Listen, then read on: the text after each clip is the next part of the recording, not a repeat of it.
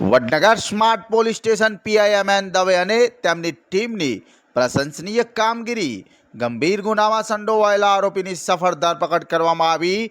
અપહરણ અને પોસ્કો જેવા ગંભીર ગુનામાં છેલ્લા 5 મહિનાથી નાસ્તા ફરતા આરોપીને પોલીસ દ્વારા ઝડપી લેવામાં આવ્યો. પોલીસની આ કામગીરી ટેકનિકલ સર્વેલન્સ અને બાતમીદારોની મદદથી શક્ય બની. વડનગર સ્માર્ટ પોલીસ સ્ટેશન દ્વારા ગુનાખોરીને ડામવા માટે સતત પ્રયત્નો હાથ ધરવામાં આવી રહ્યા છે. आज ઝુંબેશ હેઠળ પોલીસે અપહરણ અને પોસ્કો કેસમાં સંડોવાયેલા એક આરોપીને ઝડપી પાડવામાં સફળતા મેળવી છે.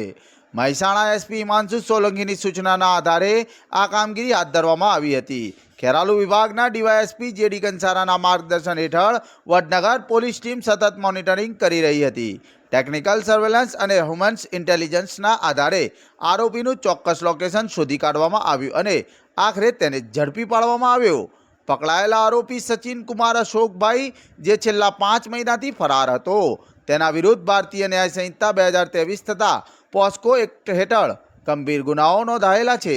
આ સફળ કામગીરી વડનગર પોલીસના એએસઆઈ કૌશિક કુમાર અને police constable Habib Khan Rasool Khan, police constable Mukeshji Chanduji અને પોલીસ સ્ટાફે મહત્વની ભૂમિકા ભજવી છે.